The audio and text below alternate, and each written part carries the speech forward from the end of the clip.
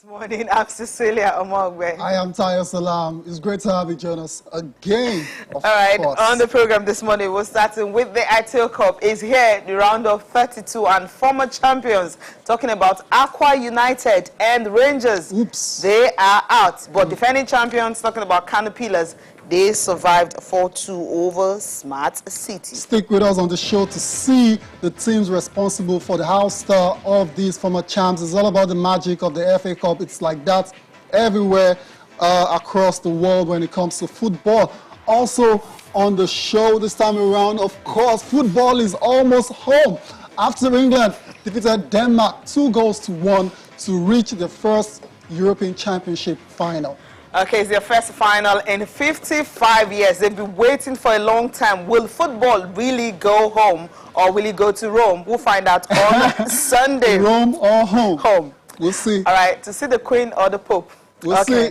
Also on the program, Roger Federer, he was bidding to win his 9th Wimbledon title, but he wasn't to be because Herbert Hookash had a lot to say about that. Roger Federer energy was just sapped. He couldn't move into the semi-final, falling in the quarterfinals. That's the end of the road for Roger Federer. And right now, he's not even sure if he's going to be at Wimbledon next year because he wants to talk to his people first before making a decision. He will be 40 in August. Roger out. That's definitely not a headline. We were expecting to see at this stage of this competition. I mean, a lot of people were expecting Roger Federer to go all the way perhaps to the semis or even the final and try to win this competition again, but that's not the case. Unfortunately, it's the end of the road for arguably the greatest of all time. Let's dive into that game straight away, Cecilia. Precisely. What a game. I mean, if you expect Roger Federer to lose the match, not in this manner. Word number 18. Not in this manner and not to... not to get a game in the final set, which is his childhood idol, I mean, somebody that looked up to him a lot. That's Hookash. What a game it was. 6-3, 7-6, and 6-love. Cecilia, I don't recall the last time Federer got beguiled in a Grand Slam. In any match for that matter, Federer getting beguiled in a set which was very, very important for him to extend his stay at the competition. Was just all-round shocking performance from Roger Federer. But let's not get too carried away and take anything away from Hookash, who played inspired tennis on the day. Yeah, because usually you have Federer dictating the pace, but this wasn't to be. Although he won 70% of his net points, but Hookash similarly was effective in that aspect because he won 15 of his 23 net points. That's 65%. And with all effort, man, he was able to complement that massive, powerful and accurate ground stroke, so he proved really effective. Good formula for him to topple the 8th-time champion. So Federer is out. And in this particular match, Federer had 31 on forced errors and winners 34, compared to what Hookash had, just a 12, and his winners 36. That tells you the story that Federer had no energy going into this game. We expected Hookash to be the one that would lack the energy because his game went into a second day against Danny Medvedev, 5 sets. He survived that, and he went on to face someone whose this court is actually where everyone worship him. The center court at Wimbledon is out. Okay, Federer, end of the road. Let's move to the guy who for Hookash, he's a second Polish man to reach the semifinals of a Grand Slam. So he's in an exalted situation, definitely. And like I said earlier, he's going to take on Matteo Berrettini for sports in the Grand Slam final as a championship. Now, Roger Federer, of course, are packing his bags and on his way back to Switzerland for wraps. All right, let's get on with it now, Cecilia. Novak Djokovic chasing 20th Grand Slam this year. Well, he would just have opportunity to do that because right now, Roger Federer, the only guy standing in his way, is out of Wimbledon. Remember what I said on Monday, Novak Djokovic, Tuesday? The Golden Slam, everyone is looking forward to see if he can win in a record 100 grass court match. Now, he's beginning to win his 6th title. We'll see if we're able to do that, but then there's no one standing in his way right now. As we said, after dropping his set in the first match, against he's just Draper. clinical. This time around, this game lasted just 2 hours, 17 minutes because his opponent, Fuchsovic, just had nothing. nothing to give at all. Straightforward victory for Novak, 6-3, 6-4, 6-4 in 2 hours and 17 minutes. Is now won 32 of 35 matches this season, which includes securing the first 2 majors of the year in Australia, Melbourne, and Paris, France. It looks really ominous for the rest of the guys on the ATP tour. With the way this guy is playing, it's just relentless, and it's very hard to see anyone stopping Nole from going on to equal Rafael Nadal and Roger Federer on 20 majors after the end of this competition. It's just a machine, Cecilia. Yes. And his quest to become the 5th man in sports history to win the first 3 Grand Slams of the year. It's very much alive, and it's going to take on Canadian 10th seed Denis Shapovalov. That's going to be the guy standing in his way from the championship match. We'll see how that pans out. That's a confirmation of the semis fixtures. Matteo Berrettini taking on Hubert Hurkacz, and Djokovic, world #1, versus Denis Shapovalov, the 10th seed at the competition. Cecilia, more action still from Wimbledon, the men's last 8. Yeah, just the guy you just mentioned, Novak Djokovic, will be facing in the next round, beating KAREEM. That game ended 6-4, 3-6, 7-5, 6-1, and 6-4. It was a pulsating 5-set contest, epic in court 1. But then it was exciting for him because he struck 59 winners and saved 17 aces. That's a how do you put it now? A new groundbreaking performance. I mean, a brilliant performance for him in the All England club, because I'm not sure anyone has ever done the 17 aces, 59 winners. I mean, he's just 22. I mean, this is also his first semi-finals. He's never gone this far. But then, when you know you're facing the great Novak Djokovic, it might just be the end of the road for him. But then, it will be better if we can see him. What do you mean? What do you mean? What do you mean it will be better? Like, come on. When I mean better, I mean, it tells a good story. It's the story we're after. Yes, Djokovic done that. Yeah, because that sounds like you're rooting against Djokovic. That's the point I'm trying to make. I just want to headline. All right. Perfect Anyways, headline. Of course, Shapovalov has got his work cut out. You have to say you expect Djokovic to fully go on and win that game. Any other results will be an upset. Talking about Canadian tennis players, another one was in action in the last stage. Unfortunately, Felix Auger-Aliassime couldn't make it into the semi-finals because he was taken apart by the Italian #1, Matteo Berrettini, who's now become the first Italian to reach the final, the semi-final of Wimbledon, and it was a 6-3, 5-7, 7-5, and 6-3 victory in that game. Hitting 33 winners. Okay, that's 33 really winners brilliant. Indeed. He was on fire. And Hurkacz is waiting for him. Yeah, we'll see how that pans out. And for Berrettini, is now 10-0 on grass courts this season. So it shows you he's coming to this competition in great form.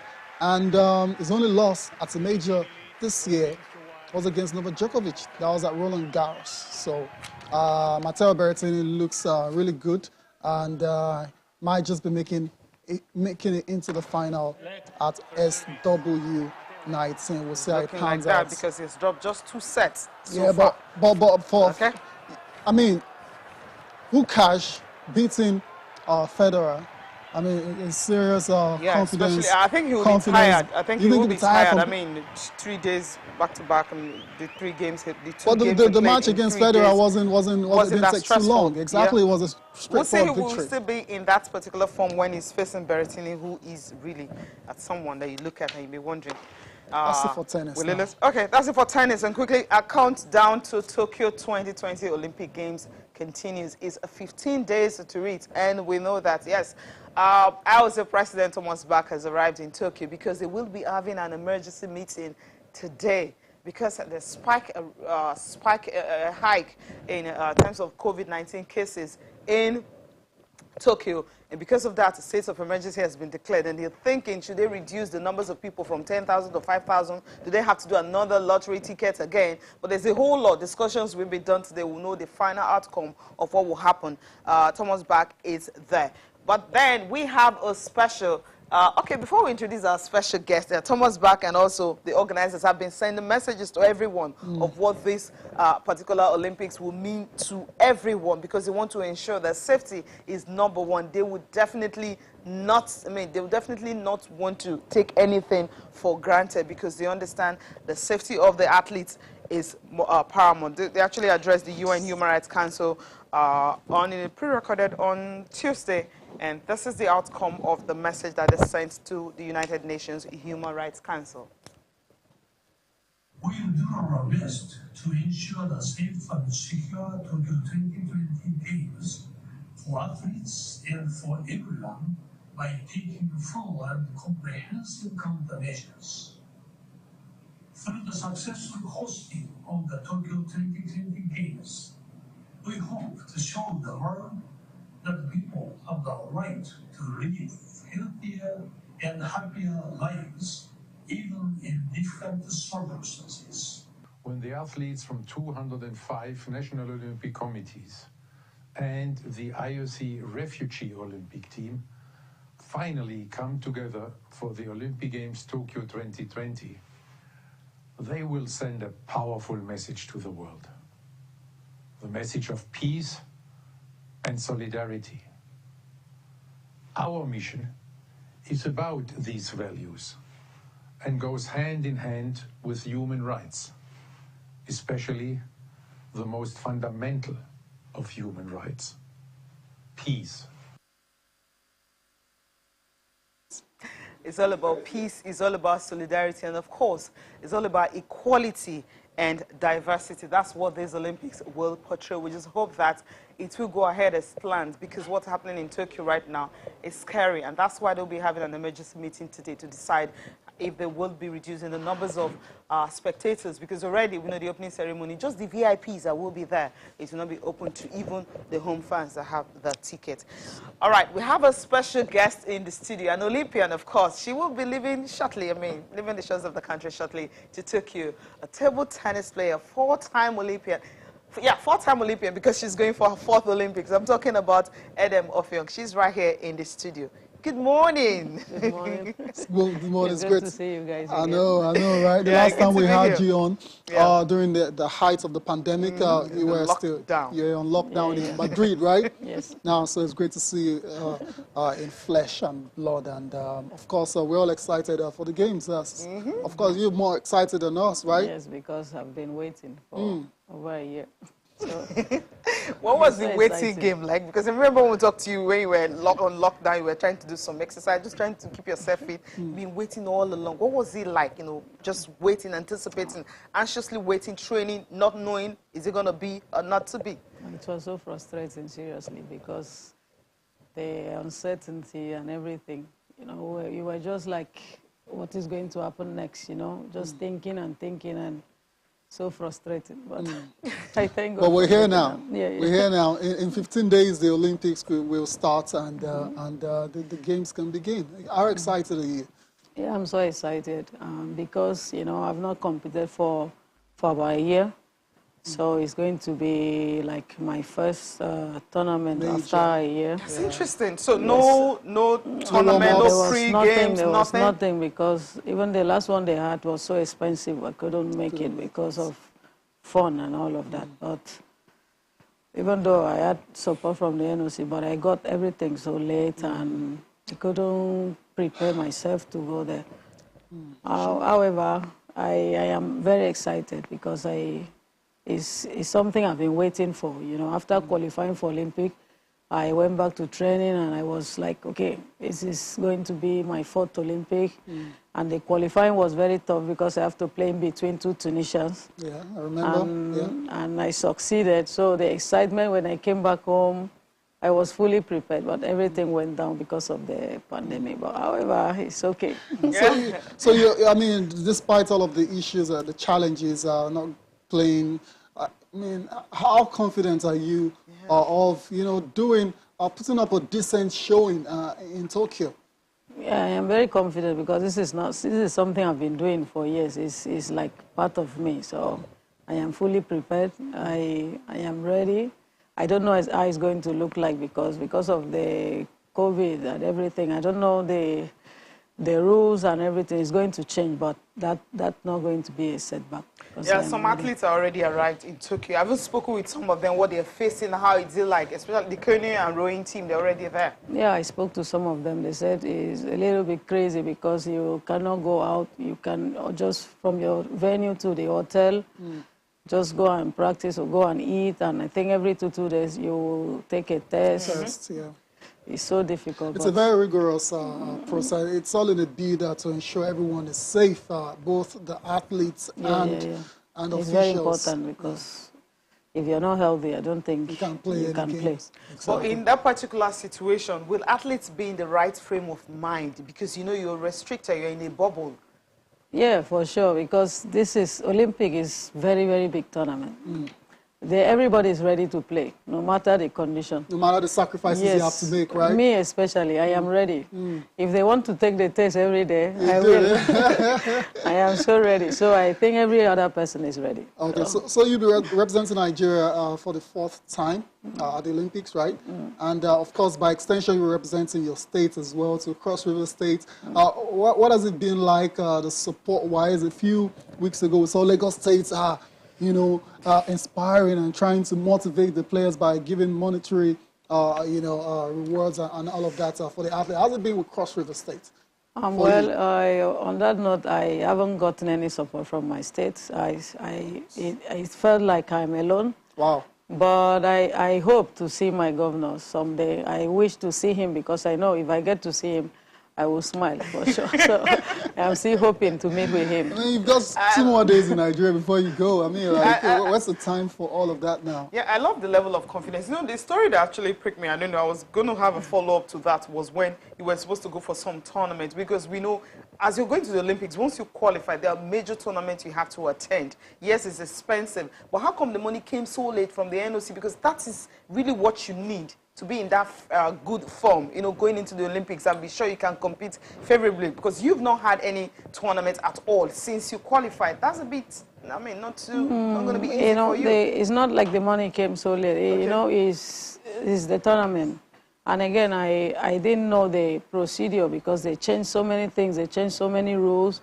And when I got to see everything, it was just too late for me. The entries already was closed. And when I saw the registration and everything, the hotel was just so much. You know, it's not something you can just go and come back. We're talking about like $5,000, you know, for just maybe 10 days tournament. So it was so much money for me. I couldn't attend it. So the little money the NOC gave to me was what I used for buying my equipment and taking care of myself, you know, with the gym and stuff like that. So just personal training. It wasn't enough to go for this tournament. For this tournament, yeah. You don't have a sponsor yet? Because we know some athletes have been adopted. I don't know, Quadri and Funko Shanaki just recently, you know, proud to the Olympics. Yes, it's coming a bit late, but then it's something to look forward to. Yeah. It's not late because after this we still have more tournament to play. I think we have African Championship and also World Championship. So I don't think it's late. It's good because it's going to give them the confidence, you know, they will be able to prepare themselves for the tournaments ahead. So I am still hoping to have something. If I could get anything, I would be appreciated. We're rooting for you. But then quickly before we let you go, your target at the Olympics? I would not want to. My mindset now is just to go there and give it my best because we don't know what is going to happen. So I am fully ready. I'm going to give it my best. And, your best shots? Yes. Interesting. All right, Edemofiong, all the best to you at the Olympics. Thank you so much. I hope to see you when you come back and then when you're back. We know it's that good we'll have to see you guys again. It's good to see you as well. It's great to see you. Okay, after this break, of course, we'll be talking about, well, Euros and also talking about the ITO Cup, how the champions fell along the way. Former champions, yes.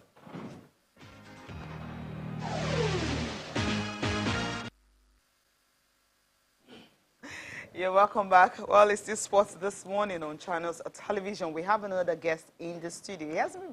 He hasn't been here for a while. I'm talking about, well, Uchi Wanchuku. Deputy Editor, Sporting Life. Good morning, it's good to have you. Yeah, you froze me out of the team. No, we never do such. Yeah, We never do I was benched. Really? Yeah. Anyways, it's good to have you back. Yeah. Yeah, welcome back. Hopefully you can keep your place going forward now. Yeah, I train hard. You train hard. Yeah. You need to be on the starting 11, you know, all the time. Yeah. All right, quickly we'll go straight to basketball. Okay, before go into basketball quickly, yeah. Edem Offiong, you know, just talking about, you know, going to the Olympics. It's going to be our fourth Olympics, yes, in July. So what do you make of some of the things she said, especially, you know, in terms of preparations and also maybe if she's one of the medal hopeful? Because she said she's going to compete, no pressure at all. Yeah, I like her very straightforward approach. You know, when you asked her if she was expecting to win a medal, I mean, she has to be very, very diplomatic because the preparations have not been top-notch. It's always the same story, same old song. I was having a chat with her before she came on air. You know, she didn't go to the Commonwealth Games because the female tennis players were not allowed to go. And that, for me, would have given them some exposure going forward. So I was asking her the same complaint. So you cannot put so much pressure on players that you have not given so much. To whom much is expected, I mean, to whom much is given, much is expected. And if you're not giving them anything, you don't expect anything from them. So I don't want us to put so much pressure on these players. The time the coronavirus also affected them, we have our issues here, lack of preparation. So let's see whether they can go there and enjoy themselves, and possibly, maybe Haruna Quadri could do something, but for other players who are not motivated, I don't really expect much from them. Okay. Interesting. Yeah. Well, you know what it say about self-motivation. I love these athletes have their internal motivation. I just want to go there and do the best for themselves, if not for the country they're representing. Anyways, let's move on now, Cecilia. Let's talk about basketball. Division 1 results are from day 1. Yeah, final 8, day 1 result from the Nigeria Basketball Federation Division 1. Starting with Ebon Comet and Safety Night, it was 58-92 in favor of, course, Ebon Comet. And the other one, Nine University and Police Bombers, it was 84-69, and Lagos Legends and Abu Kings 60-56, and Edo Beads and Yobe Warriors 82-78. And that's how it ended in this one. Yeah, we've got reactions coming from these playoffs, some of the games that were played yesterday. Okay, this is one of the games played yesterday, the pictures of them. But let's listen to, you know, what the players and officials had to say, especially after their victories. It was a tough one. We took it lightly, first, second, and third quarter. We have to push it to the edge. We have to push our boys. They were kind of, I don't know, reluctant or something like that. But, you know, they always say good strategy always win, right? That's what happened. Oh, it's going to be tough because coming from where we're coming from, you know, when you have a team like everybody is talking about, everybody comes and then they fight more than they can fight with the other teams at the same level. So we expect competition like every game. Every game is going to be this tough, I'm sure. This is a Division 1, it's a D1, it's more competitive than the Premier League. It's surprising to me. I thought it was going to be a walk in the park, but yo, man, it's not a walk in the park at all. It's a hard job to do, man. This is the first time our university have stepped up to compete in Division 1. So, you know, sometimes we are dealing with students who themselves haven't actually realized their potential. So we're just trying to bring them to this level since we have been like dominating the Nuga games. We have passed one milestone. I believe that eventually the institutions will dominate basketball, because if they don't, what happens to all these youth once their basketball careers are finished? Meaning maybe they get hurt, or they don't have another team, they grow too old. And there's not everybody like me who can continue to enjoy the game and also have a job doing it. Fatigue, because we've been here for like 18, 19 days now. And we stayed off for a week.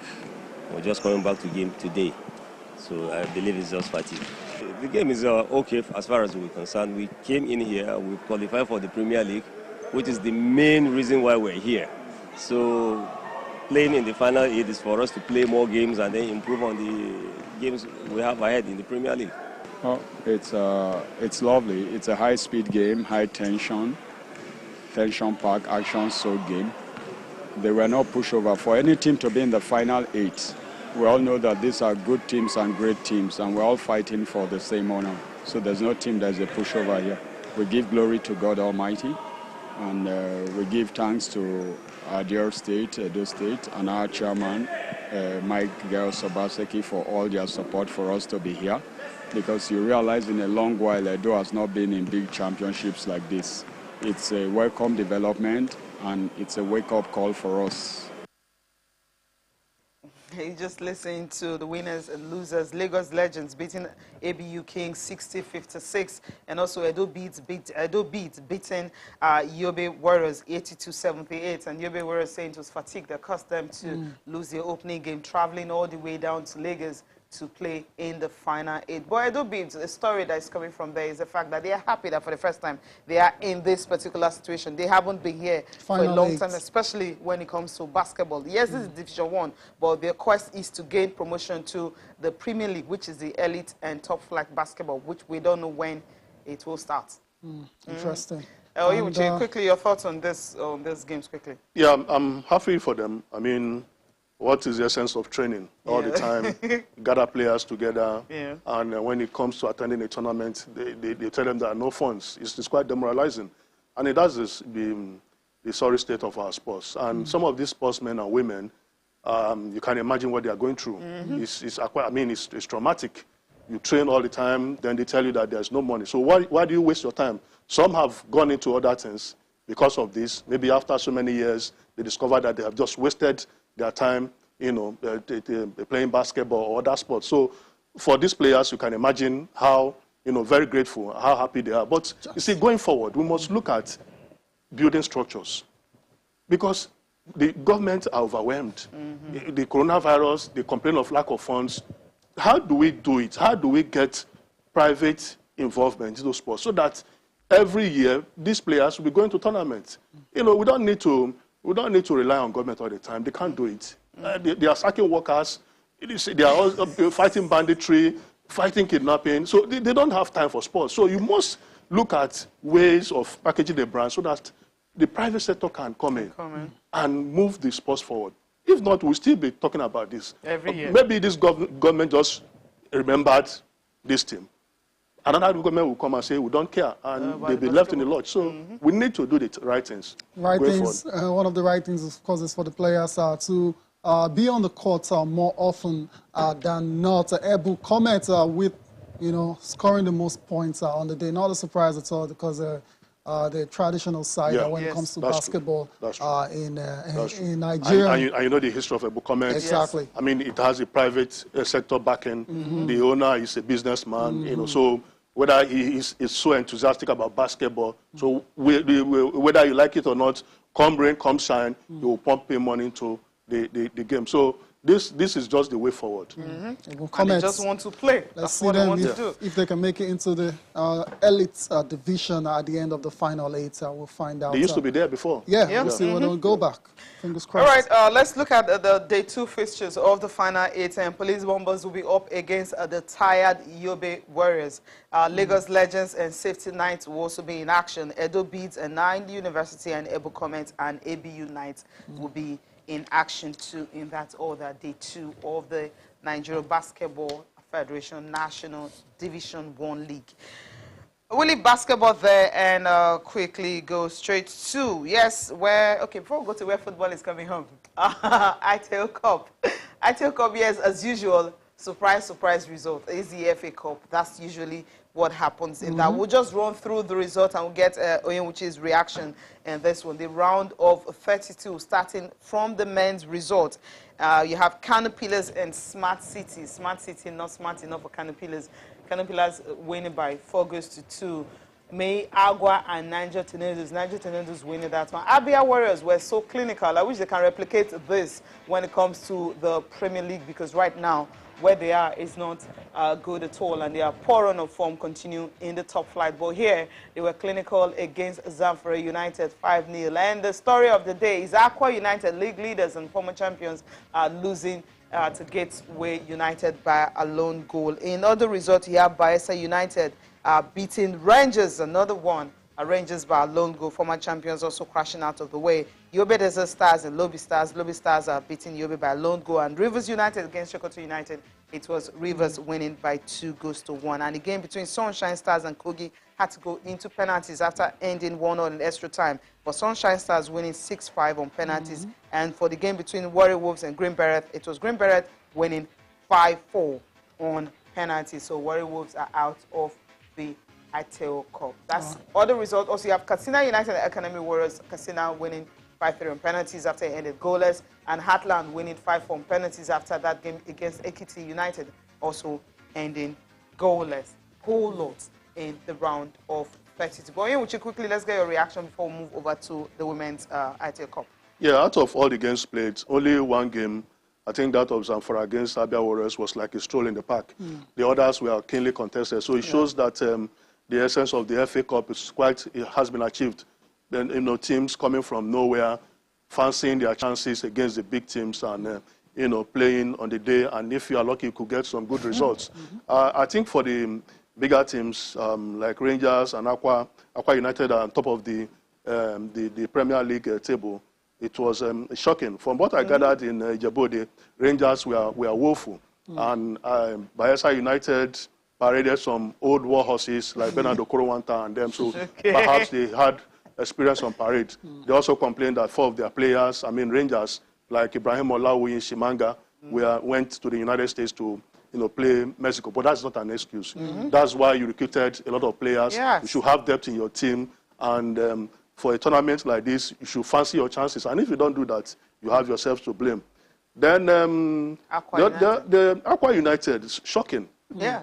I saw Akim Busari, the coach of Gateway United, talking and bragging. So I felt it was just cheap talk. But the man has he has made good his promises of upsetting Aqua United in Abuja. So for a team that is on top of the league, everyone expected that they will take out Gateway United. But this is the FA Cup. Anything can happen. So carry on. Yeah. So for other teams, Warrior Wolves, is that surprising? No, it's not surprising, Tyler. I mean, Warrior Wolves have been inconsistent in the league. They win some matches. They have lost at home. So against Green Berets, not a surprising result for me. National League side. Not a surprising. Yes, the National League. But and again, the MPFL teams could also, you could argue that fatigue. Yes. Traveling long distances has taken its toll on some of the players.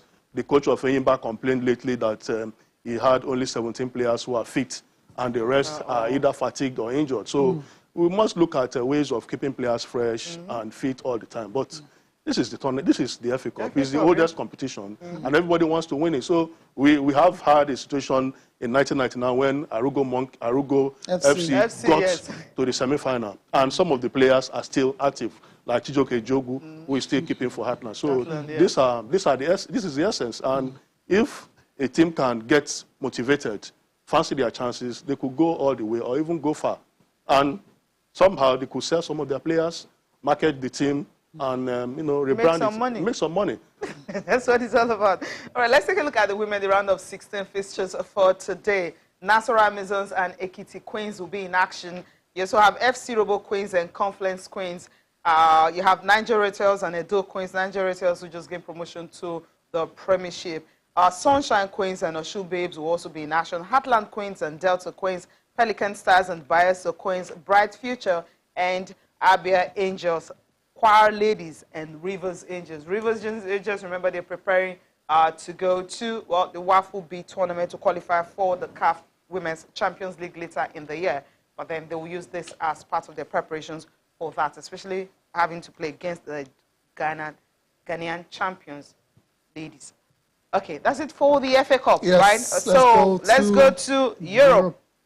Go to Wembley specifically. All right, specifically, where football Is he coming home or is almost home or will he not even come home at all? England against Denmark. It was a very tight game. And my take away from the game is the penalty that was heartbroken. Yeah, and after saying that, and I now listened to Arsene Wenger, he now said, okay, it wasn't a pen. I felt, okay, I was justified by being upset. Wenger said it wasn't a pen? Yes, it wasn't a pen. Yeah, it didn't look like a pen to me as well. So he didn't look like, there was no contact. I mean, way back, I'm like, okay, maybe luck. For you to win a trophy, right, you need luck on your side. I guess that's what is working for England after waiting for 55 years to reach the final. Yeah, I think it was a soft penalty, but there was really a touch. You know, it could be slight. Yeah, you know, I mean, Raheem Sterling is an experienced player. Yeah. He knew what he was doing. Pressure went down. He felt the slight touch and he went down. He took a chance and he got the penalty. These things happen, but maybe the Danes will feel hard done that at this level of the game that they were awarded the penalty, and Schmeichel tried to save the first one, but the Danes were not really very, very alert, allowing Kane to, you know, slot home the rebound. They have done well for themselves. Yeah. They lost the first 2 games. They were beaten by Finland, Belgium.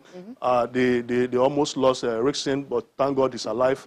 And they picked up somehow, started winning games, and they got to this stage. So they don't need to have any regrets.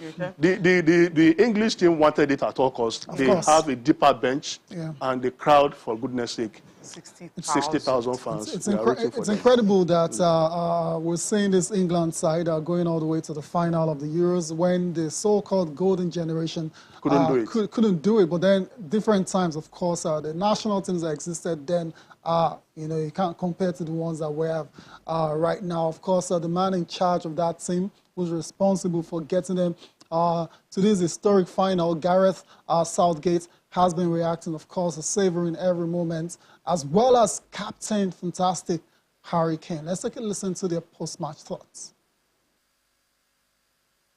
Welcome back to Channel Sport this morning. Of course, we're still reviewing what went down at Wembley yesterday. That's the European Championship semi-final between England and Denmark.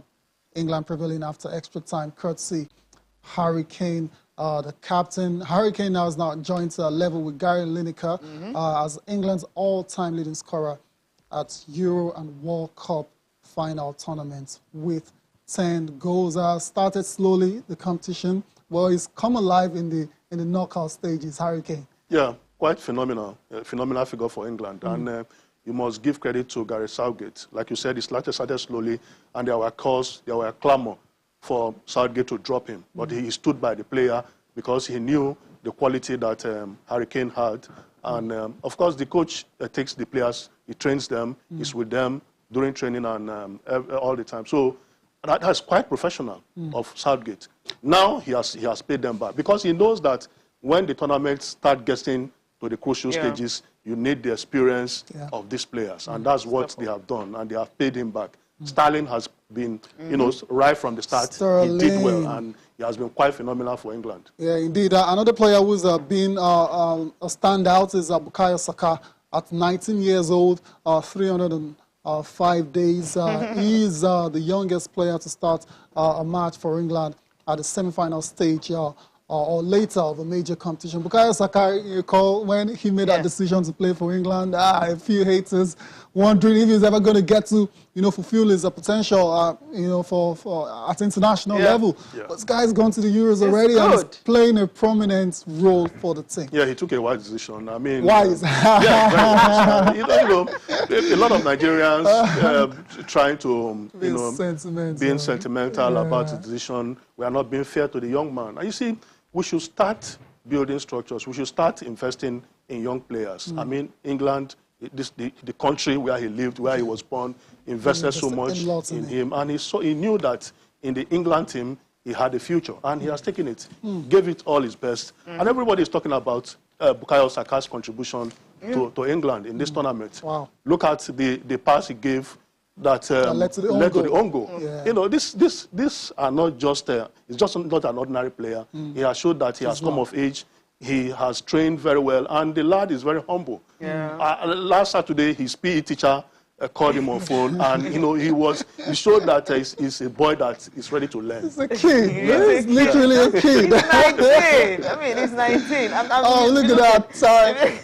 Is that Mings picking up Bukayo Saka right there? He's like a baby. How did he come in? And if you check all through the group stage, MVP, he really gave it, got one. Yeah. Got one in his first start. And then I think the last game, or one of the games also, he got another one. So it simply shows how good it's been. I mean, okay, carry on. I was going to go over to, overall, everyone has been talking about numbers of penalties. And if you check the last 3 European championships at the group stage, they had just 13 penalties.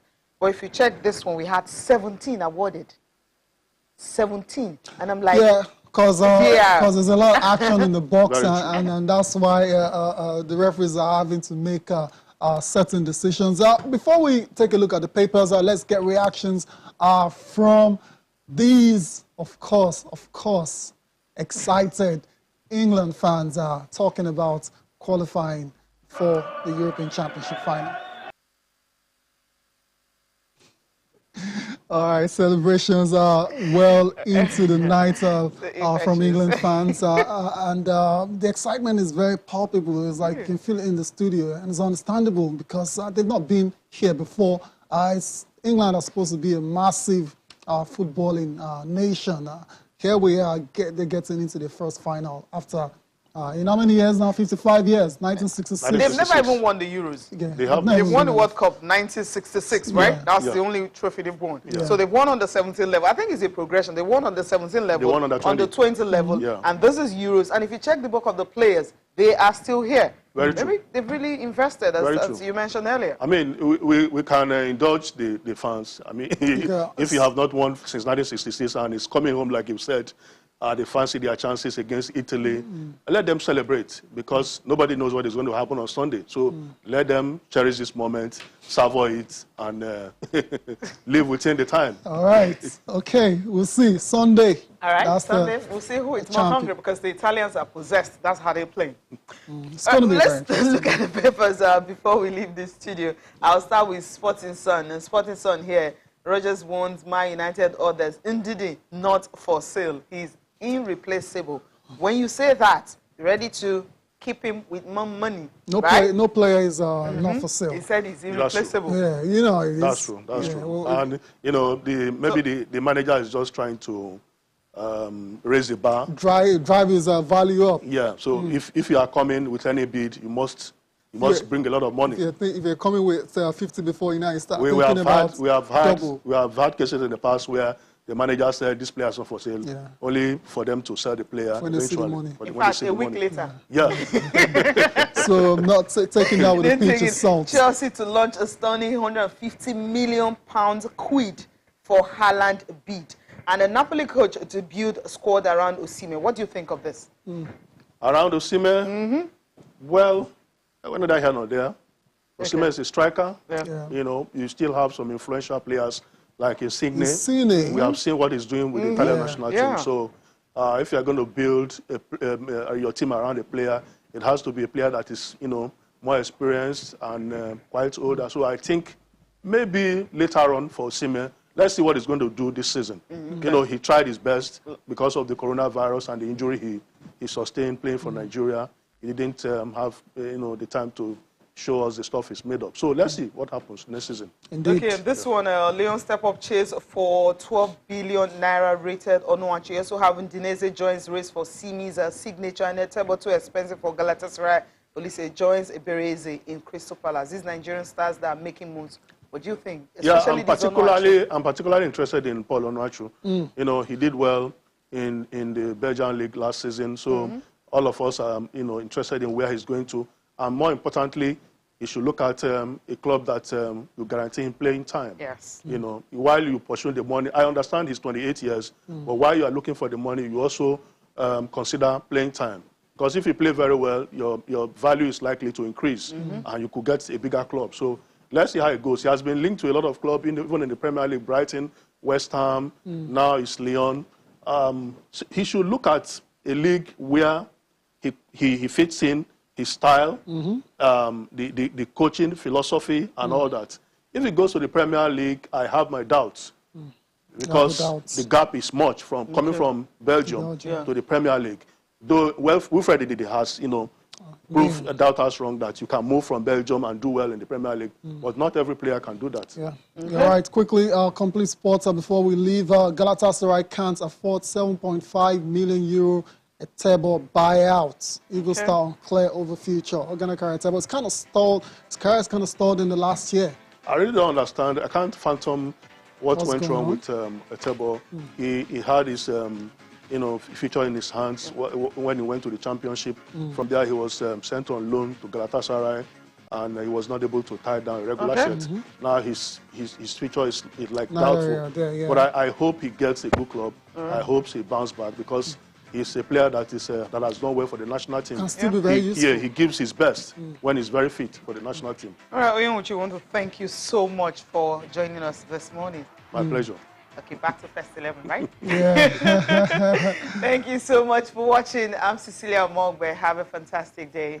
I am Taya Salam. See you again tomorrow.